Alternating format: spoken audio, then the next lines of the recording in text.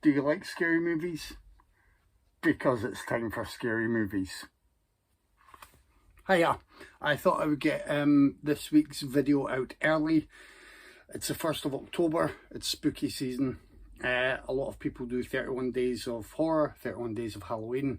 As a podcast, we're very interested in horror and genre movies, which, we've covered a lot of them throughout the episodes over the years. So if you want any pointers, then do ask, and I can direct you towards specific episodes, especially, I think it's 2019. I just mentioned on the latest podcast is when we covered the entire Exorcist movie series to date. I think that was a good conversation. I wish it was on our podcast feed on Apple and Spotify, but there's some technical issue that just limits that at the moment to 25 episodes. So I can only apologise. Everything is archived on the blog. Maybe one day we'll have an unlimited archive on the podcast feeds. It is not our choice. It is not our active doing. We just don't know about that. So, sorry to everyone who maybe, like myself, has a preferred podcast listening option, and this makes it awkward or makes it think that we've just been about for a few months when we've been going for years. Anyway, I got some posts this week as well, so let me dive here. The Arrow set arrived, the Psycho set, Psycho 1, 2, 3 and 4. It's gorgeous, but I will say, I don't know if it's just me, but I'm becoming, over the past year or two, a bit less enamoured with the alternative art that Arrow uses for a number of titles. I used to always love their other designs or the options, but I wasn't a big fan of this. So anyway, you've got a nice book there with plenty of writing in it. I'm not going to go over everything. Psycho, which I also have in my gorgeous House of Hitchcock box set. I've watched it many times. There's nothing really needing said about Psycho, but I will just say, if you've not seen it in, say, 20, 30 years, you do forget how good it is. You forget how good Perkins is in the role. It's sublime. Psycho 2 was released individually before. It is a cracking film.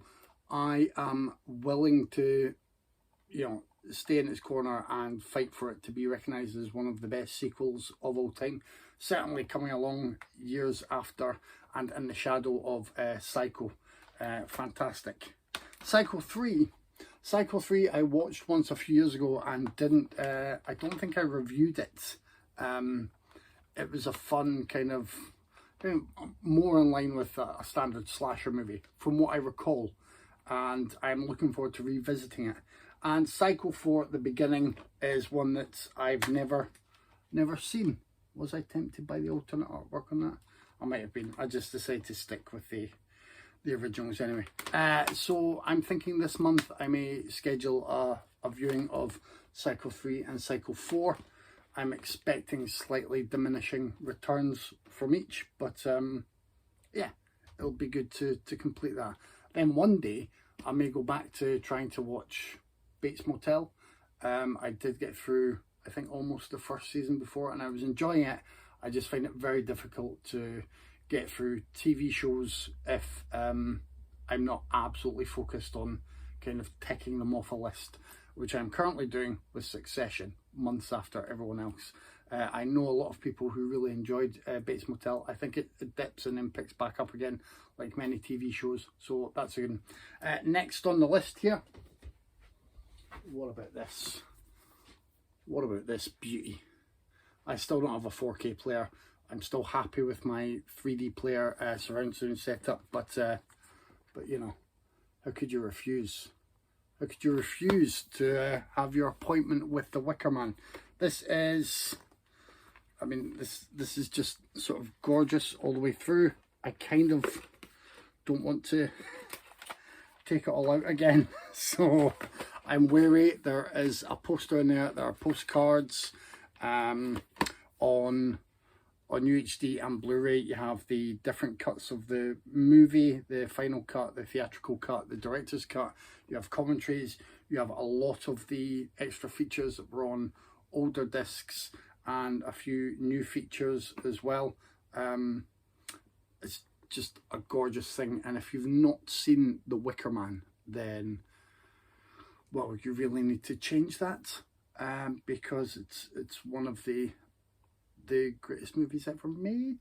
It's certainly one of the best British horrors ever made. It's an astoundingly magnificent folk horror. It is as good as everyone says it is. And again, I'm probably wasting time and my breath by trying to add anything new to the conversation there, but absolutely gorgeous. So if you haven't seen the Wicker Man, or if it's been a long time and you couldn't afford the shiny new sets, or maybe times have been a bit tough, as they have been for everyone, I have another competition this week. This is another reason why the video is here early, and I'll be marking it as a competition. We are looking for engagement. We are looking to have a great start to October. We are looking for conversation about horror movies. The terms of the competition are, okay, first of all, you need to like and subscribe to the YouTube channel. That much is obvious. Second, you need to be a British citizen. Unfortunately, I can't afford postage overseas. It's just me doing this. We do the podcast for free. We do everything that we can for free. It generally costs us a little bit. We don't ask for anything from people, certainly not in a monetary way. We do ask, if you enjoy the podcast or videos, that you like, share, just spread the word for us. That's a nice thing to do. What you need to do for this competition, though, is I've not filled my calendar for the month ahead. I've filled about the first week and a half with horror movies. I want a recommendation from you that A, I haven't seen before, and B, you think is genuinely good. I'm talking at least a Kevin 7 in your eyes. I don't need any bottom of the barrel stuff that someone shot for $5 and you saw it at a festival once and you thought, well, he'll never have seen that. I need something that is accessible and with something that you've seen it. Now, that doesn't mean it needs to be mainstream polished piece of work. I'm not ruling out a low budget gem that people have then discovered and been like, that's a little beauty of a film and more people should have seen it. I just want you to genuinely appreciate it and then think if I've seen it or not. Just take a chance on some stuff. There are one or two big titles that I still haven't seen. I think I always say we can't have seen everything that's released ever, and there are only so many hours in the day. So take a roll of the dice. If it is a modern horror from the last 20 years or so, I've probably seen it if I was interested in it. But if it's something that's gone under my radar, you may get lucky there. So even if you think the worst, just try and assume the best and have a go. And we will see. If we have a lot of people in the mix, we might just throw everyone into the random number generator and give it a go. If we only have a few, then we'll limit it to the ones that have really excelled and picked titles it turns out I haven't seen. That's a treat for me, and that's a win for you. And what can you win? Well, this is nice. I think you'll agree. Let's start.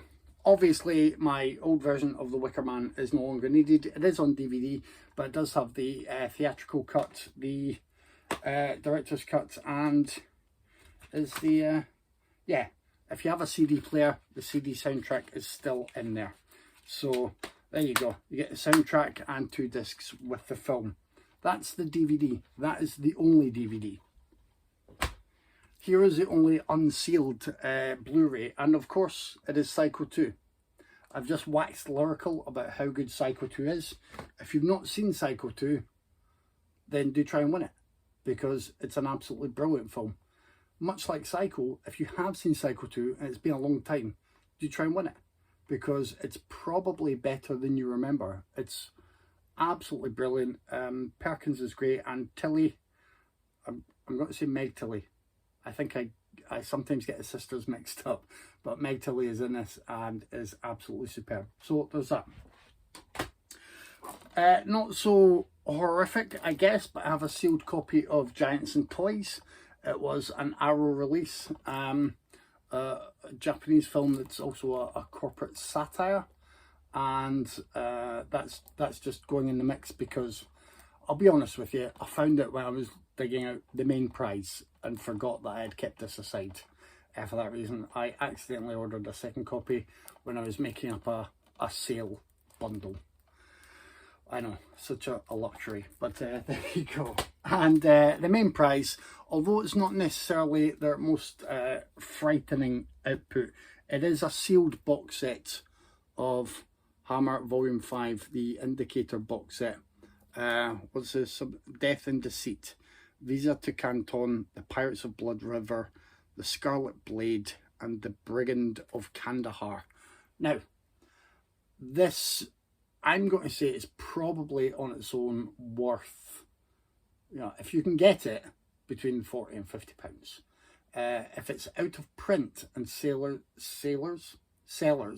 are already flipping it, who knows what price these goes for. I have the 6 volumes of the Hammer movies from Indicator.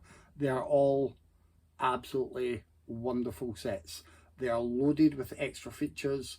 The films have been treated as well as you could expect them to be treated. They are, you know, kind of the gold standard for this kind of thing. I think Indicator have been the gold standard for the past few years when it comes to Blu-rays at home, and I've mentioned a number of their products. Although this maybe isn't the most Halloweeny set I could have offered, it is one I have.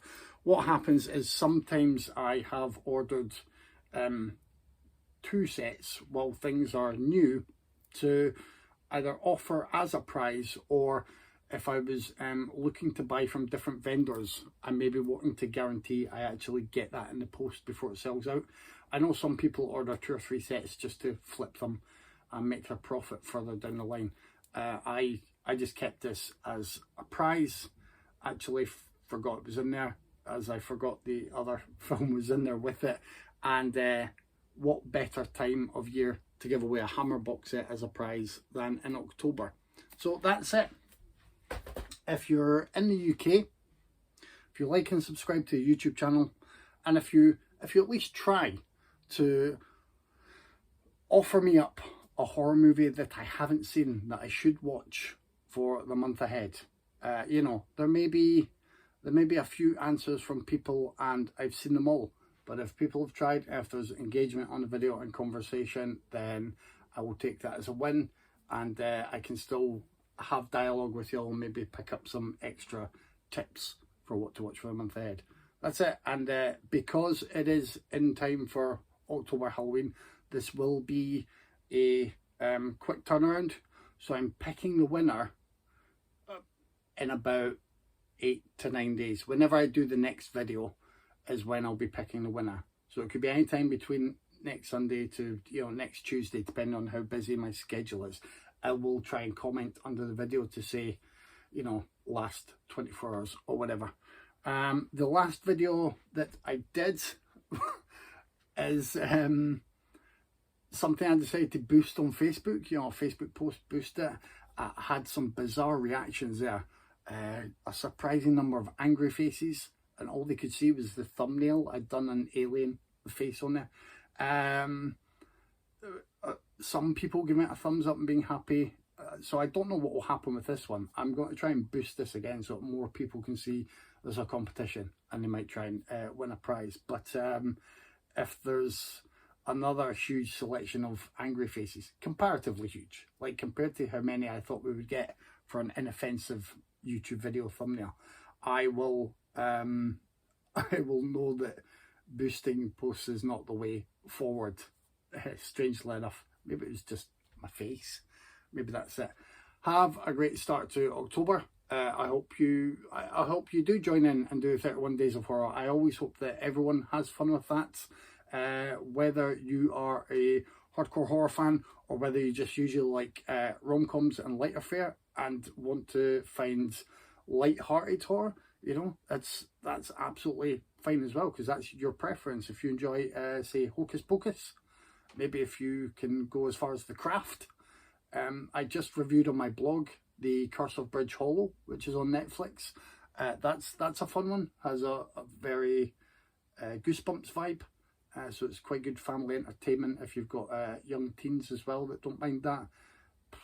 You know, anything you want, any way you want to take part in the season is all good. I like folk joining in with the whole month of October. Let's just change the month's name to Halloween. Let's call it the month of Halloween. That's what we've all been wanting for years anyway. That's me. I will see you at some point next week. I'm hoping you all join in and there is a lucky winner to be picked in. Bye.